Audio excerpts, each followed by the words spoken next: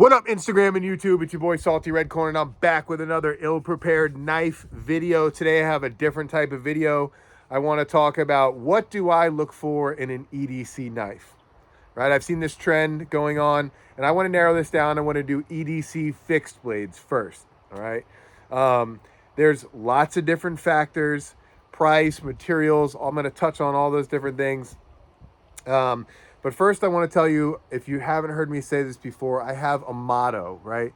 When it comes to buying knives. And the motto is I'd rather be impressed with an inexpensive knife than disappointed with a very expensive knife. And it tends to go that way, in my opinion. Especially for someone like myself, who's like a genuine knife user. I really put these things to work. I do a lot of things with knives that I know a lot of people in this community would totally cringe at, and that's fine, right? Everybody has their own journey. Everybody's got their own likes and dislikes. So first things first, let's show a knife. I got a bunch up here on the counter. This is the Kaiser Harpoon. You guys have seen me talk about this. This comes in a lot of different variations and steels at this point, but I got this one a while back. This one's in D2 and red micarta, the Deadpool version. I really like this knife. The way I got this knife was actually pretty crazy. I had a bunch of Amazon points, and I actually got this knife around $5 because I used my Amazon points. It's like a $40 or $50 knife at this point, which I think is incredible value. I'm not sure how much the different blade steel versions cost, but this one in particular is around $40 or $50. And what a good knife. I've been satisfied with this knife. I love the shape. I love the style. I like the materials. D2 is a fantastic steel, especially for a user. Learn how to maintain, learn how to sharpen. Even if you don't maintain it, just learn how to sharpen. Like, I don't strop anything. I know it's kind of a sin, but I don't own a strop. If I owned a strop, I would probably be stropping often, but I have a work sharp, and I have no problem sharpening these knives when they need it. So not a problem at all. But this knife is fantastic. Kydex sheath, comes in the belt loop. Really just a good knife. I heard Scab talking about vibes, right? When I saw this knife, I got vibes. I was like, man, I love the way that thing looks. And when I got it, I was so incredibly just happy overall with the performance, with the looks and everything. Really, really happy with this knife. And I think this is a really good EDC knife, right?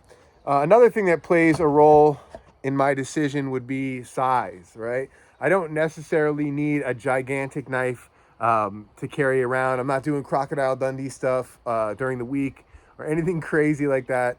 I really just need something that's small, but not too small, and something that is like generally, I want to say I like stuff between the 3.5, 4. So 3 to 4 inch range for blade size is my preferred size. I know a lot of people out there like 5-inch knives. Some people carry 7-inch knives, but I just don't need that. And it all comes back to my needs. What do I actually need?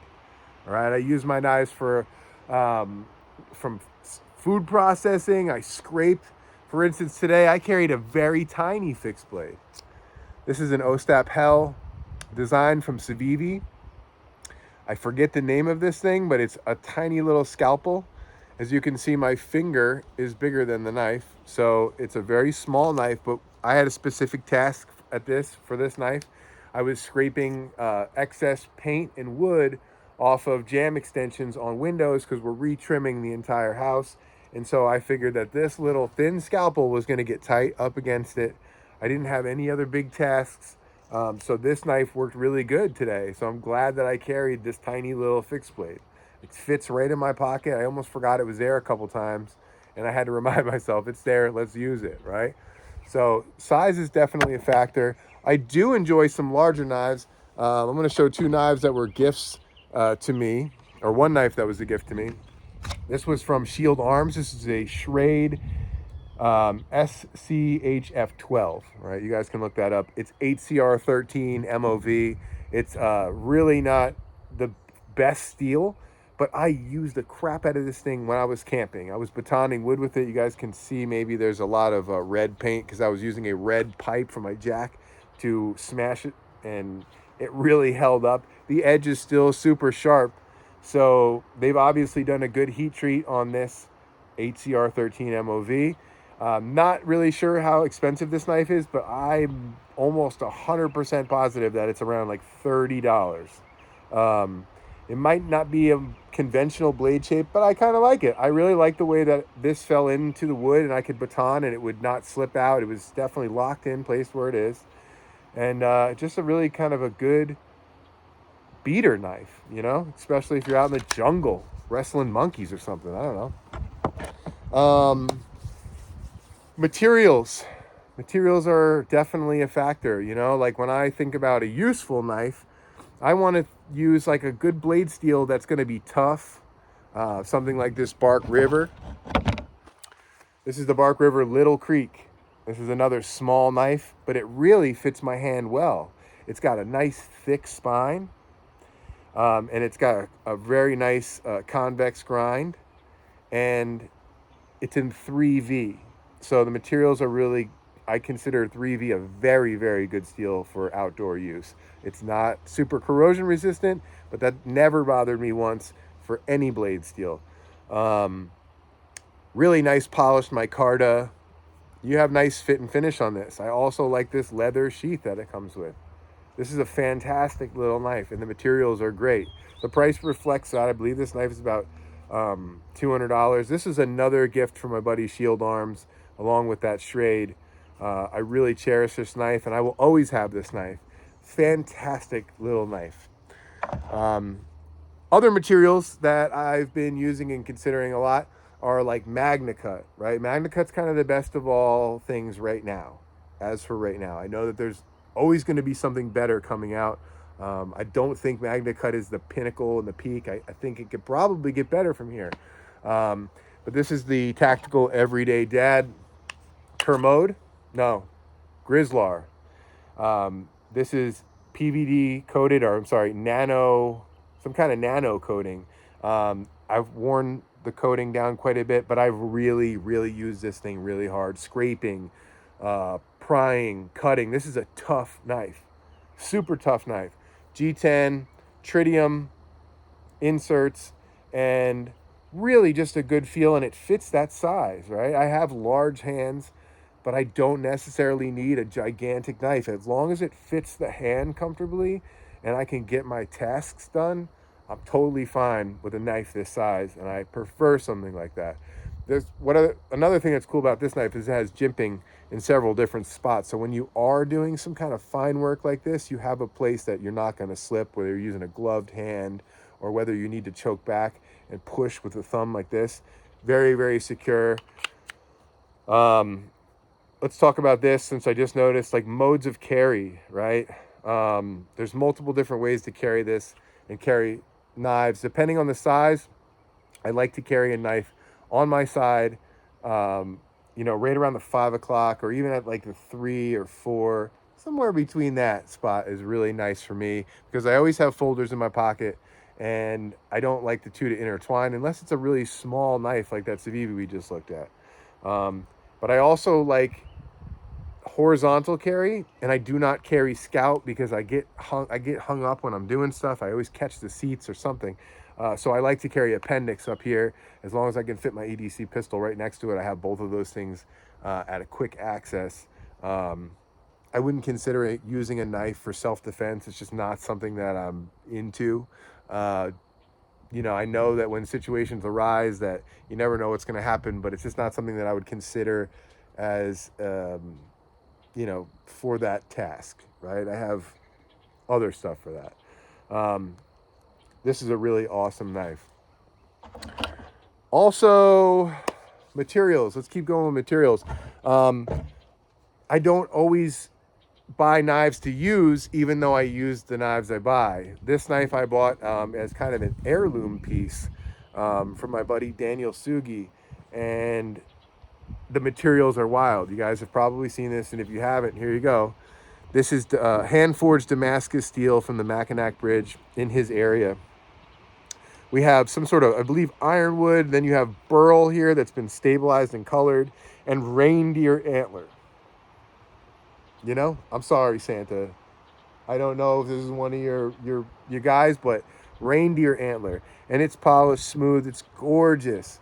I bought this as a custom knife based on the materials, and I just love it. Absolutely love it. And I have used this for some light tasks. I haven't done any crazy stuff with it yet. I don't really know if I need to. It's also a little bit larger than I would normally carry. It's also a little bit larger than I would normally carry. All right. So the sheath kind of gets in my way. But when I was camping, I had no problem hanging this off my belt and using it lightly. Really, really cool knife, and the materials go a long way. I really, really like this one. Ergonomics. Almost all the knives that I've showed you, I have really good ergonomics that work for me, right? It might be different for everybody else, but the ergonomics work for me. And this is one that was a gift from my wife, and I had picked it out, of course. But the ergonomics on this knife are absolutely insane. This is the Bark River Adventurer 2 in LMAX. I believe it's the Adventurer 2. If it's not the Adventurer 2, it's the Adventurer 1. Whatever the smaller one is, this is it. LMAX steel. Really good material. Corrosion resistant. I love the edge retention. I love the toughness. LMAX is fantastic. What a really good steel this is. And we have some kind of purple cryonite scales that are just insane. They never get old to me. Ergonomics. Finger choil. Really, really good. I feel comfortable. I feel locked in. I can do big knife work with a little knife. So ergonomics play a big role in my decision. If it doesn't feel good in my hand, it's not for me, right? No matter how much I like the way it looks, it's just not going to work for me because I use these things and I use them really hard. As you can tell, this thing has been to work and it gets it done. I really like the leather sheath. My style and my preference for like aesthetics is constantly changing, but I like to mix things up and keep it going and keep it fresh so that I never get tired of these things, right? Because it does get hard to just keep buying new stuff all the time. You kind of have to cycle through things and, you know, really learn to appreciate and learn to love what you have, right? Be grateful for what you have. This is a really cool knife, and this is definitely a small knife. This is one of my smallest fixed blades, and it's one of my favorites. This is the LT Wright Patriot in 01 steel with my burlap micarta handles, and they are polished, and this is a really good ergonomically. I do not get 4 fingers, but I get 3, and it feels locked in. Absolutely fantastic. What a great little blade. It's got a nice edge on the top, so you could definitely spark fires with it. The sheath, the whole package, I love the way it looks. I'm attracted to the vibe on this. I was so attracted to this. This knife was actually given to me by Chimbo, and I'm going to keep this knife forever as well. He sent it to me for review, and I was like, dude, I love that knife so much. I couldn't get it out of my head. I sent it back to him, or I was getting ready to send the box back to him. I told him how much I loved it. He told me to keep it. So absolutely one of my favorite knives, along with the Little Creek. All right. Also, you know, I really, you know, USA made doesn't necessarily play a part in everything, but I do like USA made stuff. Occasionally I do have other knives. The Kaiser, another Kaiser here. You guys might have seen the review on this. This is the Kaiser Baby. I was so attracted to the shape. Back to the vibe thing. I vibe with this shape. And also, this shape works really well for me. I use it a lot, and I think it's great. And if you like something and you end up using it a lot, then it is great. It's fantastic. I find that if I buy something that I'm attracted to and it doesn't get any use, then it's just not for me. No matter how much I like it, it's just not for me. It's not meant to be. This is definitely meant to be. I love the shape and size of it. I love the grinds. The blacked out thing is really cool. I may or may not do some custom scales in the future on this. We're going to find out. Another thing I talked about in that video is I like the versatility of the sheath. With a, you know, if you leave it loose like I did, you can literally switch it up on the go from, you know, some kind of scout carry to a canted carry. You could do like a reverse in the waistband type thing, whatever you want. This is a really good knife. Back to the vibe. This is a vibe. What else do I have up here? Let's go over this one. This is another good, this one ticks a lot of boxes for me. I'm not a big supporter of Benchmade, but when someone gifts me a Benchmade, I usually like the knife. This is another knife that I was sent for review that I really fell in love with, that My Bad Adventures was kind enough to gift to me as well. S30V. I did a custom job on this for him. I acid washed it and it did like an age thing. So it came out really, really cool. I sent it back to him. He knew I liked it and he gifted it to me. And I am really appreciative because this knife gets a lot of use in my world. I like all the boxes that this ticks. S30V, they do a really good job at Benchmade at heat treating the steel. It holds an edge really well. It takes a fine edge. I like all the details of it. I love the wood. After I acid washed it, I like it even more because it just looks even more older and antiqued, and that's something I like. I'm a patina guy. I love when something looks used and tells a story. A cool sheath, which is kind of falling apart at this point, but I'm going to touch it up because I love the sheath so much. That was one of the things that attracted me to this knife in particular, was the overall look and the sheath together. Just really cool and something that I'm attracted to. So really love that. And then last but not least, we're going to talk about my own design. You know, about a year ago, I had big dreams of having this knife be available for you guys to purchase. And I reached out. I was using KHI Nepal. They're a knife maker in Nepal. They hand forge everything. I don't really have anything bad to say other than I don't think that they were like, they didn't quite get the details that I wanted. All right, they nailed the overall look and feel of the knife, but there's just some things that I wanted to be different that weren't. All right, this is the second version of the knife that they made for me, and it's pretty close to what I wanted. This is a really good design that I made myself with some help on the actual computer side from Donnie B all day.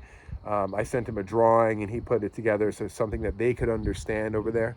But again, this has been a little bit, it's been modified, so I've thinned the grinds up, I've thinned the overall stock up and everything to be more what fits my vibes. So 52-100, it's one of my favorite steels. It takes a really cool patina. It's mirror polished. It's my take on like a traditional Japanese tanto, but I've done it with a double-sided edge.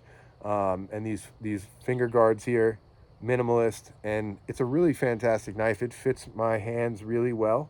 You know, if things change for me and I have, you know, extra time and money to pump into this, I really like to talk to somebody about helping me maybe make these again or make a very limited batch. I don't have a ton of money to do like a giant run, but you know, I'd like to talk to somebody maybe like Wyatt Hines or Jed Hornbeak or somebody who does, you know, really good work that I'm a fan of, to maybe like we can talk about that and help me in the future. All right. So all those things play a factor for me.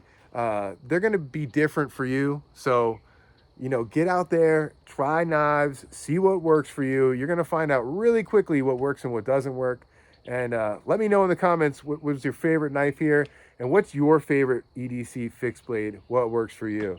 Let's go over my carry and then I'm out of here. So I switched up the Delica to the K390 Endella. Really fantastic piece. It's a little bit bigger than the Delica, so I'm kind of getting used to that. Hinderer Investigator pen from Steve Giroux. Absolutely love it. I'm carrying that Rough Rider that you guys saw the other day, the Half Hawk in T10 carbon steel. I really like that one a lot. What else do I have in my pocket? That's it. That's going to do it for me. Mammoth Headgear Mountain Trucker hat. If you like this kind of video, smash the like button, hit the subscribe button, and tell your boy Salty Redcorn what you want to see. I'm going to do my absolute best to make that happen. So until next time, stay fresh, stay sharp. Peace out.